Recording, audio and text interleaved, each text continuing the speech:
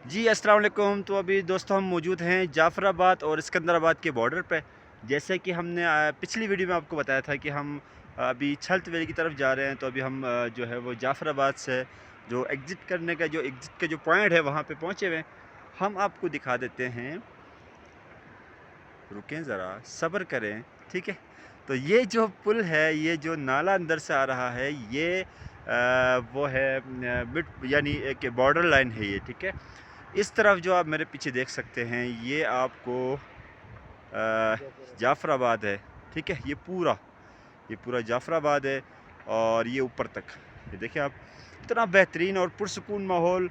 अगर आप शहर की जो है वो मेहनत कर के और पैसे के पीछे भाग के अगर आप थक गए हैं, आपको सुकून की, आप पुरसुकून माहौल की तलाश में हैं, यहाँ आ सकते हैं और ख़ूब इंजॉय कर सकते हैं अपनी फैमिली के साथ। अकेले नहीं आएगा, अपनी फैमिली को ज़रूर लेके आएगा ताकि आपकी फैमिली भी सेहतमंद रहे, खुशहाल रहे, ठीक है। अच्छा, अब हम अपने पीछे की जानिब आपको लेके चलें तो ये है सिकंदराबाद। और ये बहुत ही, ये वाला वो जो व्यू है, ये आउट क्लास है। इसके मद्दे मुकाबले कोई व्यू मैं नहीं समझता, अभी तक मेरी नज़र से नहीं गुज़रा। तो बहरहाल ये है कि सिकंदराबाद है, उसके जो ये आप देख सकते हैं यहाँ पे जो पहाड़ी का जो टीला नुमा लग रहा है, आपको नज़र आ रहा है, इसके पीछे जो है वो छल्त वैली है, ठीक है ना। तो मेरे आप पीछे की जानिब देखिए, आप इस वैली का मुझे नाम नहीं पता कि कौन सी है, लेकिन है बहुत खूबसूरत वैली।